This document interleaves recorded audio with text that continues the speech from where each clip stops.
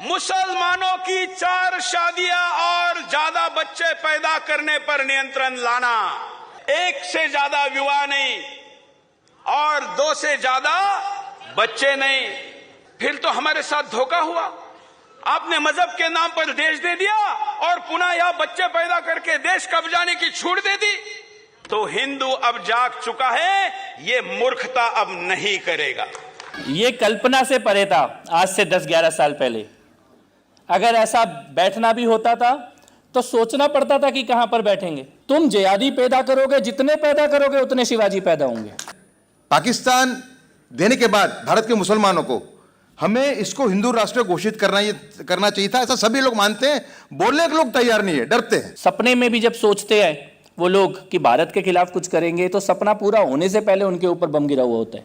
आज इतिहास का पुनर्निर्माण हो रहा है और पुनः एक बार सनातन राष्ट्र का, राम राज्य का संकल्प इसी प्रांगण में हम भैरवनाथ महाराज जी के चरणों में प्रार्थना कर ले रहे हैं। उस कार्यक्रम में मुसलमानों के जबरन सामूहिक धर्मांतरण की बात होती है। उस कार्यक्रम में संविधान को दरकिनार करके हिंदू राष्ट्र बनाने की बात होती है, संविधान को बदल देने की बात होती है। उसमें बात होती है कि मुसलमानों को मार पीट कर कैसे भारत की सीमा से बाहर फेंका जाए। और आश्चर्य की बात देखिए, इस कार्यक्रम को भारत सरकार प्रायोजित करती है। आज की बात 63 लाख का सवाल। आप कहेंगे 63 लाख क्या है? जी हाँ, यही आज हम आपको समझाएंगे, जिस पर नफरत सरकारी मोहर लग गई है। क्या देश की राजनीति अब खुले मंच से हिंदू राष्ट्र की घोषणा की ओर बढ़ रही है? क्या अल्पसंख्यकों के खिलाफ भड़काऊ भाषणों को अब सरकारी संरक्षण मिल रहा है? और सबसे बड़ा सवाल, क्या करदाताओं के 63 लाख रुपए ऐसे कार्यक्रम में लगाए गए जहां 25% मुसलमानों को हटाने और सामूहिक धर्मांतरण जैसी बातें हुई? नमस्कार, मेरा नाम हैदर अब्बास नकवी है और आप लोग मुझको इस वक्त दा स्वतंत्र पर देख रहे हैं। आज एक रिपोर्ट का खुलासा बताने जा रहे हैं जो सियासत की दिशा और सरकार की प्राथमिकताओं पर गंभीर सवाल खड़े करती है। घटना क्या है, समझिए। Digital media platform the Quint ने अपनी अनकवरिंग हेट सीरीज के तहत एक आरटीआई दाखिल की थी। सवाल था, क्या केंद्र सरकार ने सनातन राष्ट्र शंखनाद महोत्सव नाम के कार्यक्रम को कोई आर्थिक सहायता दी? जवाब क्या आया, आपका दिल तेज तेज धड़कने लगेगा। आरटीआई के जवाब में केंद्रीय संस्कृति मंत्रालय ने स्वीकार किया कि उसने 63 लाख रुपए की वित्तीय सहायता दी। ये राशि गोवा के रामनाथी पोंडा स्थित सनातन संस्था को दी गई। कार्यक्रम 13 से 15 दिसंबर 2025 के बीच नई दिल्ली के भारत मंडपम में आयोजित हुआ। मंत्रालय ने बताया कि यह अनुदान वंदे मातरम के 150 वर्ष पूरे होने के उपलक्ष्य में दिया गया। हालांकि खर्च का विस्तृत ब्यौरा मंत्रालय के पास उपलब्ध नहीं था। मंच में क्या कहा गया, ये सुनिए। रिपोर्ट के अनुसार इस कार्यक्रम में कई वक्ताओं ने हिंदू राष्ट्र की घोषणा की मांग की। आज इतिहास का पुनर्निर्माण हो रहा है। पूरे देश से आए हुए सभी मेरे हिंदूवादी संगठन, धर्माभिमानी और सभी वीर योद्धा यहाँ पे एकत्रित हुए हैं और पुनः एक बार सनातन राष्ट्र का, राम राज्य का संकल्प इसी प्रांगण में हम भैरवनाथ महाराज जी के चरणों में प्रार्थना कर ले रहे हैं। हमारी नीति ऐसी है, वसुधैव कुटुंबकम। हमारा विचार है विश्व कल्याण का, हमारा विचार है, वेदों का उद्घोष है, कुर्वन्तो विश्वम आर्यम। हम पूरे विश्व को आर्य सुसंस्कृत बनाएंगे। लेकिन इसके अंदर एक गहरा ज्ञान है। जब भी हम कहते हैं कि वसुधैव कुटुंबकम, हम कुटुंब या परिवार उसे कहते हैं, या वो अवधारणा है जिसमें एक अनुशासन और प्रेम का अनोखा संगम होता है। जब भी अपने पिता जो पुत्र धर्म मार्ग पे चल रहा है उसको प्रोत्साहन देते हैं और जो अधर्म के मार्ग पे चल रहा है उसको दंडित करते हैं, उसे परिवार कहा जाता है। भगवान श्री कृष्ण जी ने अधर्म के मार्ग पे चलने वाले कंस का वध किया था। प्रभु श्री राम जी ने अधर्म के मार्ग पे चलने वाले और अहंकार से लिप्त रावण का वो दशग्रंथी ब्राह्मण होने के उपरांत वध किया था। और छत्रपति शिवाजी महाराज ने जब ये अफजल खान इस देश में आया, हमारी भारत माता के ऊपर, हमारे सनातन धर्म के ऊपर उसने आक्रमण किया, हमारी देवताओं की मूर्तियों का भंजन किया, तो उसे चीर दिया। सुदर्शन टीवी के प्रमुख सुरेश चवकने ने दावा किया कि भारत में 25% मुसलमान घुसपैठिए हैं और एनआरसी लागू कर उन्हें हटाने की बात कही गई। ये बयान सिर्फ एक राजनीतिक टिप्पणी नहीं था, बल्कि एक पूरे समुदाय को संदेह के घेरे में खड़ा करने वाला वक्तव्य था। मुसलमानों की 4 शादियां और ज्यादा बच्चे पैदा करने पर नियंत्रण लाना। अब मुझे कोई कहेगा कि ये तो उनका मजहबी अधिकार है, तो फिर तुर्की ने कैसे कानून बनाया भाई? तुर्की तो तुम्हारा खलीफा का देश है। इस्लाम के नाम पर जो पाकिस्तान बना, वहां पर जनसंख्या नियंत्रण हो सकता है। भाषा के नाम पर जो बांग्लादेश बना, वहां पर जनसंख्या नियंत्रण हो सकता है। तो फिर हिंदुस्तान तुम्हारे अब्बू की जागीर नहीं है कि यहां तुम अपनी मनमर्जी चलाओगे। और इसलिए 1 से ज्यादा विवाह नहीं और 2 से ज्यादा बच्चे नहीं। और ये कैप लगाना पड़ेगा। वो कैप क्या हो सकता है? कैप ये हो सकता है कि हिंदुस्तान पाकिस्तान का विभाजन हुआ, उस समय मुसलमानों का जितना अनुपात था उससे 1% भी ज्यादा नहीं होना चाहिए। फिर तो हमारे साथ धोखा हुआ। आपने मजहब के नाम पर देश दे दिया और पुनः यहां बच्चे पैदा करके देश कब्जाने की छूट दे दी। तो हिंदू अब जाग चुका है, ये मूर्खता अब नहीं करेगा। और इसलिए सरकार को भी बचाना जरूरी है। हम सरकार के पूरी तरह साथ है। सरकार और उनके नेतृत्व के नियत के बारे में कोई डाउट नहीं है, वो हमसे ज्यादा देशभक्त है। लेकिन उनकी प्राथमिकता में मुसलमानों की जनसंख्या को कम करना ये पहला होना चाहिए। ये सदन की मांग है। ये हुआ उन्होंने करने के काम, अब है हमने करने का काम। परिवार नियोजन कहा जाता है, तो परिवार नियोजन का मतलब क्या होता है? परिवार नियोजन का मतलब यह नहीं है कि 2 बच्चे। परिवार नियोजन का मतलब है कि आपका परिवार जितने बच्चों को संभाल सकता है। आज इस दिल्ली में जहां हम बैठे हैं, यहां पर 300-400 करोड़ रुपए की कोठी बंगलो होता है। 10 करोड़ रुपए की कोठी और फ्लैट तो यहां हजारों की संख्या में है। लेकिन बच्चे कितने? 1, वो भी विदेश में। जो पढ़ने के लिए जा रहे वो भी उधर जाएंगे, वापस आने की संभावना नहीं है। बूढ़े माँ बाप यहां रह रहे। देश के 16 शहर ऐसे हैं जो बूढ़ों के शहर हो गए, जिसमें पुणे है, बेंगलोर है, दिल्ली उस तरफ जा रही है। तो फिर यहां रहेगा कौन? ये अच्छा है कि सरकार लंबी चौड़ी सड़कें बना रही है, ऊंची इमारतें बना रही है, फ्लाईओवर बना रही है, एयरपोर्ट बना रही है, लेकिन कल इसका उपयोग कौन करेगा? कौन करेगा? हमारे बच्चे तो है नहीं, तो फिर करेगा कौन? तो हमने भी कुछ करना चाहिए। और परिवार का नियोजन है, उसका मतलब है कि आप जितने बच्चों को संभाल सकते हैं। अब कुछ लोग कहेंगे कि हम तो बच्चे पैदा करना चाहते हैं, लेकिन शिक्षा इतनी महंगी हो गई है। तो मैं आज इस सनातन राष्ट्र के शंखनाद के मंच से घोषणा करता हूं, 2 बच्चे से ज्यादा बच्चे जो भी पैदा करेगा इस देश का हिंदू, उसकी शिक्षा की जिम्मेवारी सुरेश चौहान के लेने के लिए तैयार है।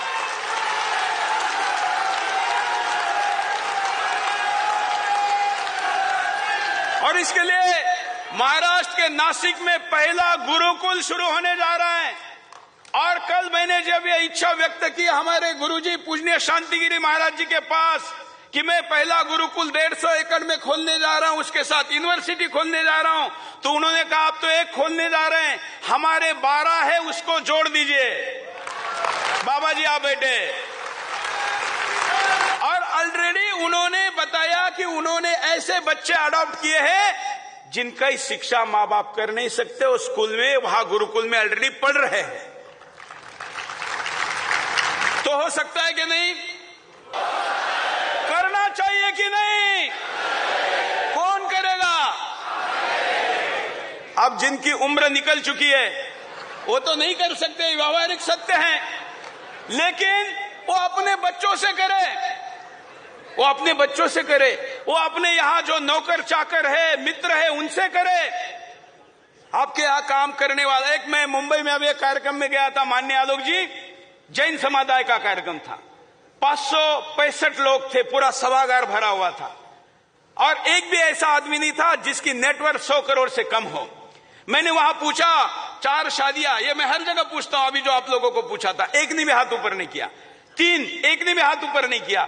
2, 565 में से केवल 13 लोगों ने हाथ ऊपर किया। 1, केवल 100 लोगों ने हाथ ऊपर किया, और जिन्होंने नहीं की वो बाकी संख्या थी। मैंने कहा, जैन भाई, हमारा हिंदुस्तान का सबसे ज्यादा टैक्स भरता है, जीडीपी में सबसे ज्यादा योगदान देता है, लेकिन बच्चे पैदा करने के नाम पर अगर कम है तो फिर जैन बचेगा कैसे? तो वहां पर एक व्यक्ति खड़े हो गए, उन्होंने कहा कि जो भी जैन बच्चा पैदा करेगा, हर पैदा करने वाले को 1 लाख रुपए मैं दूंगा, 4 करोड़ रुपए मेरी तरफ से। दूसरा खड़ा हो गया, उसने 2 करोड़ दिए, तीसरे ने 1 करोड़ दिए। वहीं पर यह संख्या हो गई। अगर हम इतनी बड़ी बड़ी कथाएं करते, इतने बड़े बड़े कार्यक्रम करते, इतने बड़ी बड़ी शादियां करते, हमारी शादियों में होने वाले विवाह होने चाहिए, बड़े होने चाहिए, मैं उसके विरुद्ध नहीं हूं, क्योंकि वो हमारा उत्सव है, इकोनॉमी है, और वो चलनी चाहिए, उस पर निर्भर हमारी व्यवस्था जानी चाहिए। लेकिन हम उसके ऊपर तो खर्च करते हैं, लेकिन अगर हम ये ध्यान नहीं रखेंगे कि बच्चे भी हमारा दायित्व है, तो फिर हम संख्या में घटेंगे। और इसलिए सरकार ने करने के काम मैंने बताया, अब हमने करने का काम है कि खुद बच्चे पैदा करो, जिनकी आयु निकल चुकी हो अपने बच्चों से कराओ, और अगर उनसे भी नहीं हो रहे तो अपने मित्र, अपने यहां काम करने वाले लोगों से करा। हो सकता है कि नहीं? हो सकता है। तो मित्रों, यह सब कुछ करना ही एकमात्र उपाय है, और इसलिए समस्या कई है। सभी विषयों पर 2 दिनों तक हम भाषण करने के लिए उपस्थित हैं, लेकिन मुझे लगा कि एक ऐसी समस्या है जिस पर बोलने से हम कतराते हैं, या हम उसको उतना गंभीरता से नहीं लेते। उस मुद्दे को लेकर मैंने आपके सामने विषय रखा है। आशा है कि आप मेरे से सहमत होंगे। कितने लोगों को लगता है कि जनसंख्या समस्या है? तो इस विषय पर काम होना चाहिए कि नहीं? तो मित्रों, इस विषय पर काम करने के लिए मैंने ये पुस्तक लिखी है कि 58 देश कैसे मुस्लिम बने। उन सभी 58 देशों में पहले सनातन धर्म था, सभी के सभी में। और मैं आपको विशेष बात बताऊं, इन सभी में सनातन था, और आज इनमें सनातन नहीं, हिंदुस्तान में सनातन नहीं। हिंदुस्तान का 33% हिस्सा केवल हमारे पास है। राज्यों की संख्या में कहे तो 2011 के अनुसार हमारे पास 9 राज्य जा चुके हैं। अभी जनसंख्या कुछ महीने में आने वाली है, तो यह संख्या 16 होने वाली है। अगर हम जिलों की संख्या निकालें तो अलग तहसील तो आप डर जाएंगे, इतनी बड़ी संख्या है। तो ये सब कुछ बदलना है, तो जनसंख्या जिहाद रोकना पड़ेगा। और राजनीति, उपस्थिति और संदेश इस कार्यक्रम में केंद्रीय मंत्री गजेंद्र सिंह शेखावत, श्रीपद नायक, संजय सेठ और दिल्ली सरकार के संस्कृति मंत्री कपिल मिश्रा की उपस्थिति में दर्ज की गई। ये कल्पना से परे था आज से 10-11 साल पहले। अगर ऐसा बैठना भी होता था तो सोचना पड़ता था कि कहां पर बैठेंगे, कहां चिंतन किया जाएगा, मनन किया जाएगा। राष्ट्र की प्रमुख चुनौतियों के बारे में भी चिंतन और मनन को सरकार ही दमन करेगी, यह लगभग मान ही लिया गया था। लेकिन आज इस मंच पे जब हम देखते हैं तो मंच तो सजा है, तो उधर संस्कृति मंत्रालय भी लिखा है, तो इधर दिल्ली टूरिज्म भी लिखा है। और मैं ये कह सकता हूं, दिल्ली के मुख्यमंत्री महोदया की तरफ से भी कह सकता हूं, और दिल्ली सरकार के तरफ से भी आधिकारिक रूप से ये कह सकता हूं कि आप इस प्रकार के जो भी आयोजन करेंगे, हम पूरी शक्ति के साथ में खड़े हैं। दिल्ली में अभी हमने लाल किले में थोड़े दिन पहले देखा कि कुछ जिहादियों ने बम ब्लास्ट किया।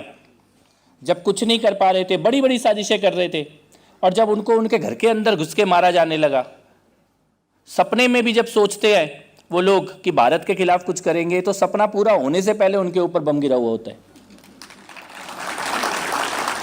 तो ऐसी हताशा और निराशा में उन्होंने एक कुचेष्टा की, दिल्ली के लाल किला पे हमला जो उन्होंने किया। लेकिन उसके जो डिटेल सामने आए, किस प्रकार की उनकी तैयारियां थी, वो डिटेल ये बताते हैं कि हम लोगों को, सभी को, इस राष्ट्र के सभी सजग नागरिकों को, सभी देशभक्तों को बहुत ही सतर्क रहने की आवश्यकता है। लेकिन मातृशक्ति अगर स्वच्छंद है, उसमें मां जगदंबा का तेज है,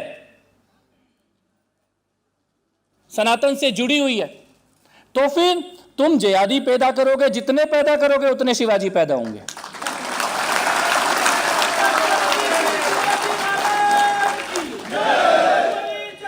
केवल इतना आह्वान है, इतना निवेदन है कि यहां से जब जाएं तो यह संकल्प करके जाएं कि अपने दम पर सरकारों के, संस्थाओं के, इनके दम पर उनका निर्माण हमारे द्वारा हो, लेकिन उसके बावजूद अंत में अपने दम पर मेरे धर्म की रक्षा, मेरी संस्कृति की रक्षा, मेरी विरासत की रक्षा, मेरे सहधर्मियों की रक्षा और फिर उनका उत्थान, इसका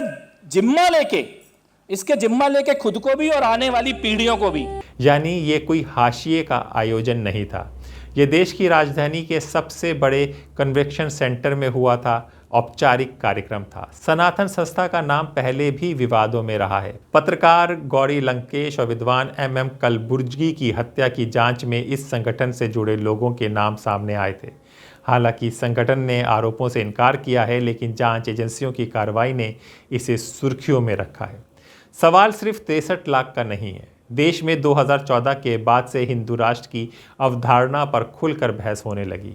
बीजेपी और उससे जुड़े वैचारिक संगठनों के कुछ नेता समय समय पर अल्पसंख्यकों पर तीखी टिप्पणियां करते हैं। जहां हजारों मंदिर टूटे मध्यकाल के अंदर, तो बाद में भी मुस्लिम लीग ने जो किया हमारे साथ, जो बलात्कार हुए हिंदू महिलाओं पे पंजाब और बंगाल के अंदर, उसके बाद कम से कम कांग्रेस की जो सरकार है उसको इतना ख्याल रखना चाहिए था कि ये हिंदू राष्ट्र है। पाकिस्तान देने के बाद भारत के मुसलमानों को हमें इसको हिंदू राष्ट्र घोषित करना चाहिए था। ऐसा सभी लोग मानते हैं, बोलने के लोग तैयार नहीं है, डरते हैं। तो इसमें एक बहुत बड़ा जो एक चाल चली इन लोगों ने, वो थी कि हमारे जो महापुरुष हो गए, छत्रपति शिवाजी महाराज, महाराणा प्रताप, गुरु गोविंद सिंह, ऐसे कई हैं, लेकिन एक ऐसी एक पूरी व्यवस्था खड़ी की गई कि उनकी जो गाथा है वो पूरे भारत में प्रचलित न हो, क्योंकि जो लोग राज कर रहे थे उनका पूरा पोषण था विभाजित भारत पे। तो उन्हें इंश्योर किया कि छत्रपति शिवाजी महाराज है तो वो महाराष्ट्र तक ही सीमित रह जाए, महाराणा प्रताप तो सिर्फ राजस्थान या यूपी तक ही सीमित रहे। तो ये एक बहुत बड़ी मैं तो कहूँगा कॉन्स्पिरेसी थी। उसके अंदर वामपंथी और इस्लामिक आइडियोलॉजी वाले, ये दोनों का उसमें एक रोल था। प्रधानमंत्री नरेंद्र मोदी और उनके प्रवक्ता अक्सर उन्हें फ्रिंज एलिमेंट कहकर अलग कर देते हैं, लेकिन जब असम के हेमंता बिस्वा शर्मा जैसे संवैधानिक पद पर बैठे नेता भी तीखे बयान देते हैं तो सवाल और गंभीर हो जाता है।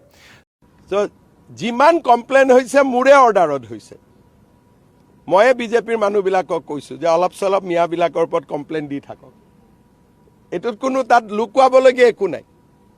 মই মিটিং পাতিছো, মই ভিডিঅ' কনফাৰেন্স কৰিছো, আৰু মই কৈছো সকলোকে য'ত যিমান পাৰে ফৰ্ম 7 ঢালক, যাতে অলপ দৌৰা দৌৰি হৈ থাকে, কষ্ট হৈ থাকে, বুজি পায় যে অসমীয়া জাতি এতিয়াও জীয়াই আছে। ইয়াত এটা কংগ্ৰেছৰ আপত্তি থাকিলেও থাকিব, আৰু মই কি কৰিব পাৰোঁ? কৰক না, কি আছে, কেছ দিয়ক, পুলিচে বিচাৰ কৰিব, কিন্তু মিয়াকেতো কষ্ট দিব গৈছিল নহয়। গতিকে যোনে যেনেকে পাৰে মিয়াক কষ্ট দিয়ক না, আপুনিও দিয়ক না। ৰিক্সাত উঠিলে 5 টকা ভাড়া হ'লে 4 টকা দি দিব। কষ্ট খালেহে অসমৰ পৰা যাব। ৰাতিটো 9টাত গৈছিলে, মইতো কওঁ মিয়াক কষ্ট দিব ৰাতি 12টাতো যাওক ক'ৰবাত যাব খুজিলে। এইবিলাক কোনো ইছ্যু টিছ্যু নহয়। হিমন্ত বিশ্ব শৰ্মা আৰু বিজেপিয়ে ডাইৰেক্ট মিয়াৰ এগেইনষ্টত আছে।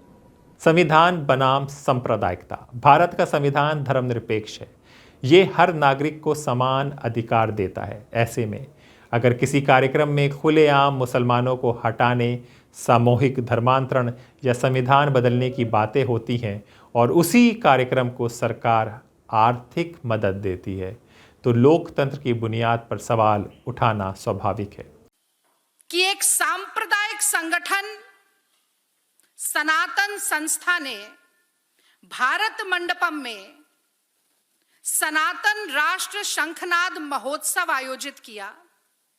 उस महोत्सव में केंद्रीय मंत्री गजेंद्र सिंह शेखावत, श्रीपद नायक, संजय सेठ और भारत दिल्ली की सरकार के वो दंगाई मंत्री जिन पे केस चला था दिल्ली में दंगा उकसाने का, वो भी संस्कृति मंत्री हैं, दुर्भाग्य है दिल्ली का, कपिल मिश्रा मौजूद होते हैं। उस कार्यक्रम में मुसलमानों के जबरन सामूहिक धर्मांतरण की बात होती है। उस कार्यक्रम में संविधान को दरकिनार करके हिंदू राष्ट्र बनाने की बात होती है, संविधान को बदल देने की बात होती है। उसमें बात होती है कि मुसलमानों को मार पीट कर कैसे भारत की सीमा से बाहर फेंका जाए। और आश्चर्य की बात देखिए, इस कार्यक्रम को भारत सरकार प्रायोजित करती है। मोदी सरकार का संस्कृति मंत्रालय 63 लाख रुपया, जो कि इस देश की जनता की खून पसीने की कमाई है, 63 लाख रुपया ऐसे सांप्रदायिक संगठन को सशक्त बनाने के लिए, देश का माहौल बिगाड़ने के लिए, देश के अल्पसंख्यक समुदाय के खिलाफ समाज में दुर्भावना भरने के लिए देश की सरकार, मोदी जी की सरकार पैसा दे रही है। अब तो फ्रिंज एलिमेंट्स की भी बात नहीं है, क्योंकि ये मोदी सरकार स्वयं कर रही है। और मुझे बताना होगा कि ये सनातन संस्था गोवा का एक संगठन है जिस पर कर्नाटक पुलिस जांच कर रही है गौरी लंकेश और एमएम कलबुर्गी की हत्या की। ये जांच चल रही है और ऐसे में दुर्भाग्य की भी अगर मैं कहूं तो ये बहुत ही छोटा शब्द हो जाता है। द क्विंट ने इस कार्यक्रम पर एक स्टोरी की और उसके बाद ये जानने की कोशिश की आरटीआई के जरिए कि कितना पैसा भारत सरकार ने दिया। वो आपके सामने ये लिखा भी हुआ है। दिल्ली सरकार ने अभी नहीं बताया कि कितना पैसा दिल्ली सरकार ने दिया है और किस कारण से दिया है। मैं ये पढ़ना चाहती हूं कि in this regard it is informed that Ministry of Culture, Government of India has sanctioned financial assistance of 63 lakh to Sanatan Sanstha Sangathan Ashram, then the address for Sanatan Rashtra Shankhnath Mahotsav to be organized at Bharat Mandapam, New Delhi under the commemoration of 150th year of national song Vande Mataram। तो वंदे मातरम का तो ना वाह हुआ ना माँ हुआ, जो हुआ वो मैंने आपको बताया। अब देखिए विरोधाभास। हाल ही में प्रधानमंत्री नरेंद्र मोदी की मलेशिया यात्रा के दौरान रामायण पर आधारित सांस्कृतिक प्रस्तुति में उनका स्वागत हुआ। ये भारत की गंगा जमुनी तहजीब और सांस्कृतिक विविधता की ताकत को दर्शाता है। लेकिन उसी भारत में अगर मंच से नफरत के नारे लगते हैं तो क्या ये दो अलग अलग तस्वीर नहीं है? अब कुछ सवाल आपको ज़रूर पूछने चाहिए और सोचने चाहिए। क्या सरकार को ऐसे कार्यक्रमों को फंड करने से पहले भाषणों की प्रकृति की समीक्षा नहीं करनी चाहिए थी? तो अब मैं सीधे सीधे 3-4 सवाल पूछना चाहती हूं कि एक ऐसे कार्यक्रम में जहां नारे लगे हों कि भारत तेरे अब्बू की जागीर नहीं है, जहां नारे लगे हों कि ये हम बनाम वो की लड़ाई है, जहां नारे लगे हों कि संविधान को छोड़कर हिंदू राष्ट्र बनाना है, जहां पर नारे लगे हों कि मुसलमानों को भारत की सरजमीन से भगाना है, ऐसे कार्यक्रम के लिए मोदी जी की सरकार ने 63 लाख रुपए क्यों दिए? मैं जानना चाहती हूं, क्या मोदी जी समाज में सांप्रदायिक ध्रुवीकरण चाहते हैं? क्या मोदी जी इस देश की गंगा जमुनी तहजीब को सरकारी पैसे से तार तार करना चाहते हैं? क्या मोदी जी अल्पसंख्यकों के खिलाफ काम कर रहे संगठनों को और सशक्त करना चाहते हैं? क्या मोदी जी इस देश की अनेकता में एकता को पूरी तरीके से ध्वस्त करना चाहते हैं? और ये सवाल पूछ जरूर मोदी जी से रहे हैं, पर मैं जानती हूं कि उनके लिए बेमानी है। और इसलिए बेमानी है कि मोहम्मद बिन सलमान को तो गले लगाएंगे, पर देश के मुसलमान को कपड़ों से पहचान जाएंगे, कुत्ते के पिल्ले के साथ तुलना करेंगे। जब मुसलमानों का वोट चाहिए होगा तो मोहम्मद सामी को भाई बना लेंगे, और जब हिंदुओं को भड़काना होगा तो हर चुनावी भाषण में मुसलमान को घुसपैठिया बताएंगे। तो मोदी जी से, उनकी सरकार से तो सवाल है, पर यह सवाल मैं भारत की जनता के सामने भी रखना चाहती हूं, इस देश के हर न्याय सम्मत नागरिक के सामने रखना चाहती हूं कि संवैधानिक पद पर बैठा व्यक्ति एक समुदाय पर गोली चलाएगा और एक ऐसे कार्यक्रम में जहां पर एक कम्युनिटी की एथनिक क्लेंजिंग की बात हो रही हो, वहां पर केंद्रीय मंत्रिमंडल जाएगा और भारत की सरकार पैसा देगी, तो भारत का मान सम्मान अंतरराष्ट्रीय पटल पर भी क्या रह जाएगा। और जब मैं अंतरराष्ट्रीय पटल की बात करती हूं तो मुझे एक बात मोदी जी को तो याद दिलानी ही पड़ेगी कि मोदी जी, आप अभी मलेशिया गए थे, वहां की 65% जनता जो है, जनसंख्या जो है वो मुस्लिम है, पर यह भारत के सर्वधर्म संभाव का सम्मान था, यह भारत की धर्मनिरपेक्षता की ताकत का मान था कि वहां आपका स्वागत मोदी जी रामायण पर आधारित तीतासेरी राम कठपुतली शो से किया जाता है। और उसी धर्मनिरपेक्ष भारत का जिसका आप प्रतिनिधित्व करते हैं, उसी धर्मनिरपेक्ष भारत में एक मुख्यमंत्री गोली चलाता है मुसलमानों पर और आपकी सरकार सांप्रदायिक संगठन को पैसा देकर उनको बढ़ावा देती है। क्या जरा भी लाज आपको नहीं आती है मोदी जी? एक बार अपनी अंतरात्मा की आवाज को सुनकर भी देखिए। क्या 63 लाख रुपए करदाताओं के पैसे का सही उपयोग था? क्या इससे सामाजिक ध्रुवीकरण बढ़ेगा या सरकार इसे सांस्कृतिक कार्यक्रम के रूप में देखती है? जी हाँ, 63 लाख रुपए शायद केंद्र सरकार के बजट में छोटी राशि हो, लेकिन इसका राजनीति और सामाजिक संदेश बहुत बड़ा है। ये मामला सिर्फ एक आयोजन का नहीं है, ये उस दिशा का संकेत है जिसमें देश की राजनीति आगे बढ़ रही है। क्या भारत की पहचान संविधान से तय होगी या मंचों से उठती वैचारिक घोषणाओं से? फैसला जनता को करना है। ऐसी बानी बोलिए मन का आपा खोए, ऐसी बानी बोलिए मन का आपा खोए, औरन को शीतल करे आपहु शीतल होए। एक और जुबान में भी बोल देती हूं कि कुदरत को ना मंजूर थी सख्ती जबान में, इसीलिए नहीं दी हड्डी जबान में। पर यह बात उन भाजपाइयों और संघियों को हजम नहीं होगी ना, जिनकी राजनीति ही नफरत, हिंसा, वैमनस्य, धार्मिक उन्माद, विध्वंस, ध्रुवीकरण और सांप्रदायिकता के कारण फल फूल रही है। और यह कहना भी अतिशयोक्ति नहीं होगी कि 2014 के बाद से ऐसी विषाक्त और कुत्सित विचारधारा और मानसिकता वाले तमाम संगठन कुकरमुत्ते की तरह फल फूल रहे हैं। विचारधारा भी फल फूल रही है और उस विचारधारा पर चलने वाले संगठन भी फल फूल रहे हैं। और ये वो संगठन है जो चुटकी बजाते ही या पलक झपकते ही आए दिन भारत के संविधान को ताक पर रखकर हिंदू राष्ट्र बनाने की मांग करते हैं, अल्पसंख्यक समुदायों को टारगेट करते हैं, भारत के समाज का जो सौहार्द है, जो सामंजस्य है, जो प्रेम है, भाईचारा है, बंधुत्व है, उसको खत्म करने की कोशिश करते हैं। और इसी तर्ज पर चलते हुए भारतीय जनता पार्टी और संघ के तमाम नेता भड़काऊ भाषण देते हैं, हेट स्पीच करते हैं। और मोदी जी से जब पूछा जाता है या उनके प्रवक्ताओं से जब पूछा जाता है तो वो फ्रिंज एलिमेंट कहकर पल्ला झाड़ लेते हैं। पर अब मानक बदल रहे हैं। हेमंत बिस्व शर्मा फ्रिंज एलिमेंट नहीं है, भाजपाई है, पर संवैधानिक पद पर आसीन असम के मुख्यमंत्री हैं। तो अगर असम का मुख्यमंत्री ये कहे कि मियां को इतना परेशान करो कि वो असम छोड़ के भाग जाए, कि अगर रिक्शे वाला कोई मियां हो तो 5 रुपए की जगह 4 रुपया देना, तो ये अपेक्षा होती है। ये फ्रिंज एलिमेंट नहीं है, इस पर प्रतिक्रिया है, ये अपेक्षा होती है।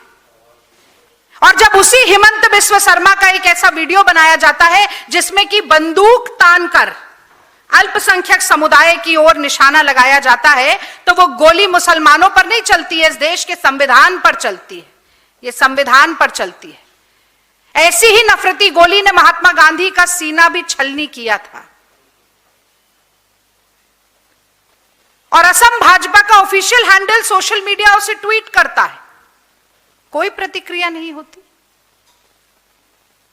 गोदी मीडिया पर सन्नाटा पसरा रहता है, मोदी जी के मुंह में दही जम जाता है।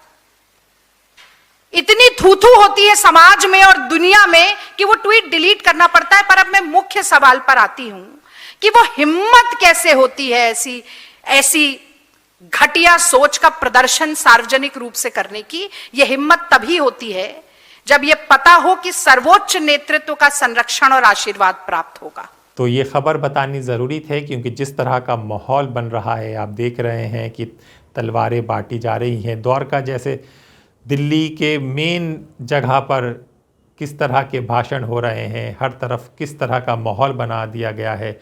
जहाँ पे दाढ़ी टोपी वाला दिखता है उसको पीट दिया जाता है, उससे जय श्री राम के नारे लगाए जाते हैं। ऐसे में सरकार अगर उनकी मदद कर रही है आर्थिक रूप से, तो ये सोचने की बात है कि हम कहाँ जा रहे हैं। नमस्कार।